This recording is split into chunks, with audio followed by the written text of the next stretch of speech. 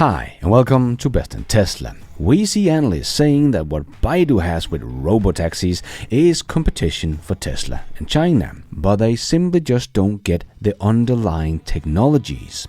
Even Baidu themselves has been out saying they would love to partner up with Tesla on Robotaxis, so they do know.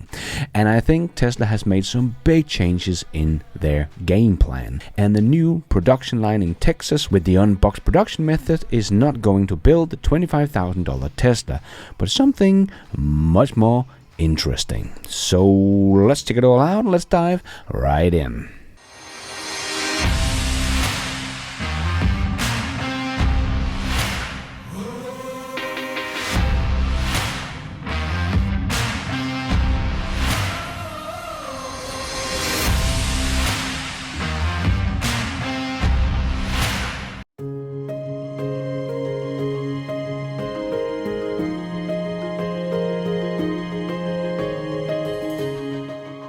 So there has been a lot of talk about Chinese Baidu and its full self-driving robotaxis and how they will go from 500 units to 1,000 robotaxis by the end of this year in Wuhan. So many are saying Tesla will face fierce competition in China when it comes to robotaxis. But what Baidu has is basically the same technology as Waymo in the US. So this is really what people don't seem to understand. The difference in the technologies that lays behind these services. And we did also see Baidu saying that they would like to partner up with Tesla for robotaxis. But why would they want to do that if they already have solved the full self-driving for their robotaxis?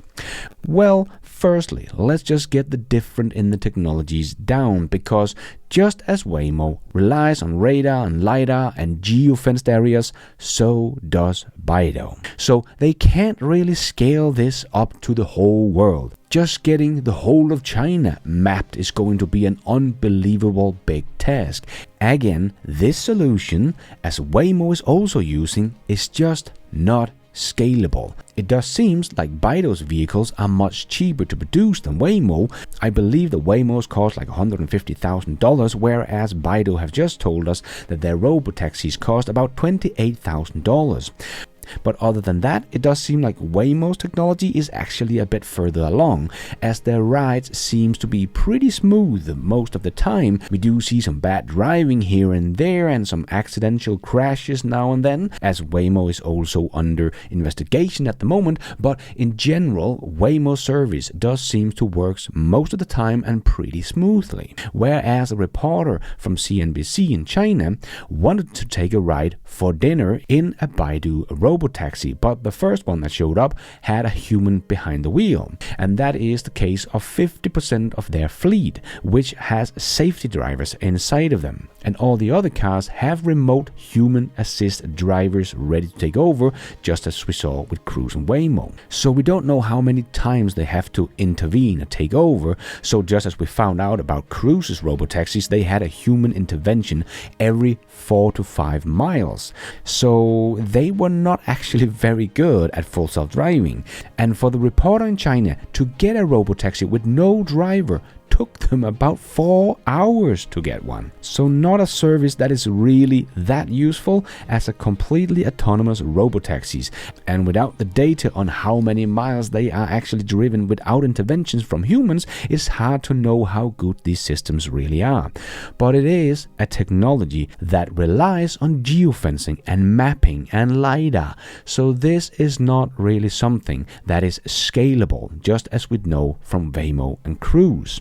So I still believe that what Tesla has made is the right path for full self-driving, making an AI brain that is intelligent enough to drive a car in the same way we do, and is intelligent enough to handle any edge case that comes along, even though it has never been trained on that specific edge case. So to make an AI system, most people probably know what is needed is a lot of data and compute power to handle all of that data.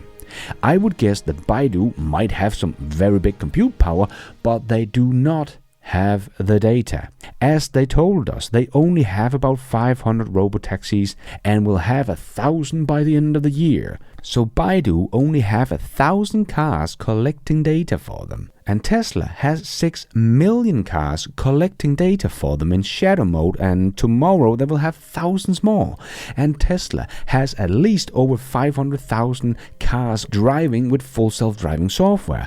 So Baidu is in the same situation as most others. Their business model are not really scalable, and therefore they will never really get all the data that is needed to create a truly general solution that can drive everywhere in the world, but has to map out every city one by one. Not scalable. So to even compare these two systems and call Baidu's Robotaxis competition for what Tesla is about to launch will only show us who actually know what they're talking about. Because this is two very different things. Baidu might get this to work in some cities, but Tesla will get it to work everywhere. So I think the reason why Baidu also says they want to partner up with Tesla on full self-driving cars is because they do know that they will never get to what Tesla has created. And Baidu will like to be partner in this business, more than just providing the maps for Tesla in China. And now Tesla is the one sitting with all the cards, 6 million vehicles collecting data, and the second most compute power in the world after Meta. They have all the pieces now, and we see the insane progress of Tesla's full self-driving that already is basically full self-driving. As we see with the many drives from Hallmark's catalogs and many other, where they drive from parking lot to parking lot with no intervention. And with the progress we are seeing, it will not be long before Tesla has solved this one. And I think they have already the production line ready. Because I think that might be one of the things that Tesla has changed in their big restructuring of the company. Because we know that Tesla is building a production line in Texas for the next-gen vehicle, as we know from Isaacson's book about Elon Musk. For limited production, of course. But I think Tesla has made a decision to change what vehicle of the next-gen will be produced. I think Tesla with version 12 has really found the holy grail for solving AI driving a car, and they realized that they will be ready with a Robotaxi sooner than they will be ready with the $25,000 car in high volume, because that car, the $25,000 car, will need to be scaled up fast to high volume. So the limit production line in Texas will not cut it, other than just being a test line to get all the new tech down. So I think they are going to produce the Cybercab at this production line first with the next generation production method, as both the $25,000 car and the Cybercab are both going to be built on the next generation platform, of course, and with the new production method. So they don't need the Robotaxi in high volume to begin with. They could start with only a couple of thousand and put them all in San Francisco and test it out, and when everything is nailed down, they can start producing some more and release them into other cities in the US, and then use the Cybercab to get the new production method tested out and ready to scale up when Tesla is ready with the next factory in Mexico and the expansion in Berlin that I think is also going to produce a version of the $25,000 Tesla. So I think Tesla is going to come out with a Robotaxi before the $25,000 Tesla.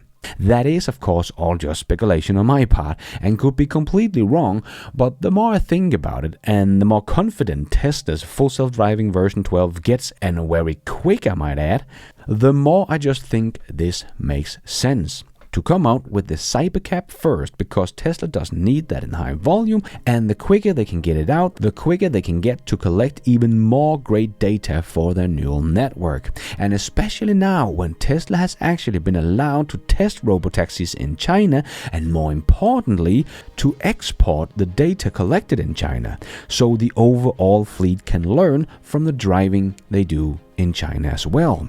As they wrote in an article from Reuters, Shanghai has compiled a list of data that can be transferred overseas without security assessment, according to a government document seen by Reuters, a much anticipated move as China tries to lure in foreign investment to boost a sluggish economy. So for Tesla to get clearance on testing robotaxis and can export the data from the biggest car market in the world is a huge deal. And to get robotaxis to really work in China's huge city with millions of people living in apartments would be a huge win for Tesla. So Tesla could launch robotaxis not just in San Francisco and other places where they allowed in the US, but also in Shanghai and other cities in China, and collecting even more data and getting the system to become even better. We did even see former UK Prime Minister Boris Johnson trying Tesla's full self-driving for the first time in LA and was very impressed and said, "I believe full self-driving cars are the future."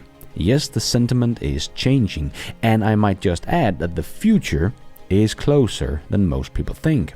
But not for Baidu. Their technology is not much different from what Waymo has, and they all use geofencing, so they will never be able to scale up and map the whole world. It's just not feasible. They might get some business going in some cities in China and the US, but never a general solution, as their fleets are too tiny, and they will never get the data that is needed to train an AI to drive a car, because the many AI systems that we see online, these large language models, well, they learn from a language, so they can easily be copied and trained just using access to the internet, where we have a lot of language.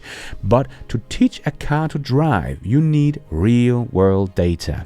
And Tesla is the only one that has the scale, the compute power, the production to do this. So people that are comparing Baidu to Tesla, well, they are telling us they don't know what they're talking about without telling us they don't know what they're talking about. Because yes, large language model will be copied, but what Tesla is doing with full self-driving is not easy to copy. You need millions of cars on the road collecting real data and compute power to handle all of that data.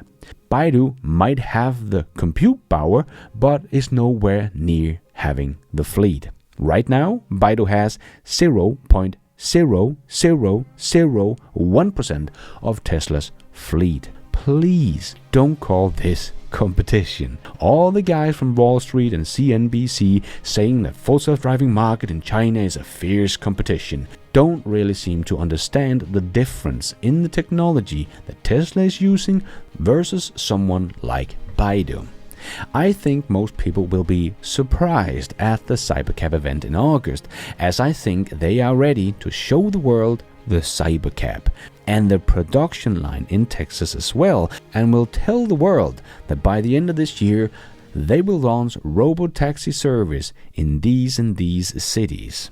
And so many, even many of the Tesla bulls, still think robotaxis are 5 to 10 years out in the future. I think Tesla will launch some tests by the end of this year and scale up in 2025. And this will take most of Wall Street by surprise, and the rest of the world for that matter. Not many believe this is close, but I think we will see the world shift its belief about full self-driving cars by the end of this year. Only a couple of years ago, people thought that video creation from AI was decades out in the future, and today it's hard to distinguish the real from AI generated. And because of the pace it is happening in, I think most people now starting to believe, okay, sure, we will have something truly amazing AI system creating pretty much everything we can do, from music, videos, pictures, and even movies at some point, and probably not that far out in the future. But some of those people would probably have said just a couple of years ago that it would be like 10-20 years out in the future before we would see something like this. And I think people are just not aware of Tesla's full self-driving version 12 capabilities and the exponential progress we are seeing right now. And as we talked about before, version 12 truly was Tesla's ChatGPT moment. People just don't understand it yet. But by the end of this year, I think most people will start to get it. That Tesla has already won this race. And they did years ago. And thank you for watching. And until next time, take care out there and be nice.